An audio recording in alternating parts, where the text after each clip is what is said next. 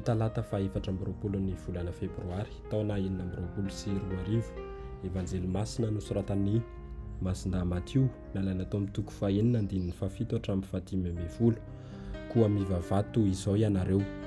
Tamin'izany andro izany, i Jesoa niteny tamin'ny mpianany nanao hoe: raha mivavaka ianareo dia aza maro teny tahaka ny jentily, fa atao noho ny hamaroan'ny teny no iainona azy. Koa aza manahaka azy ianareo, fa na mbola tsy mangataka aminy aza ianareo, fantatry ny rainareo izay ilainareo. Koa mivavaha toy izao ianareo. Rainay any an-danitra, ho masina ny anaranao, ho tonga ny fanjakanao, tanteraka ny sitra-ponao ety an-tany tahaka ny any an-danitra. Omeo anay anio ny hanina sahaza ho anay, havelan'ny fahotanay tahaka ny havelanay izay nanao ratsy taminay, ary aza havelanao resin'ny fitaoman-dratsy izahay, fa manafahanay amin'ny ratsy. Amen.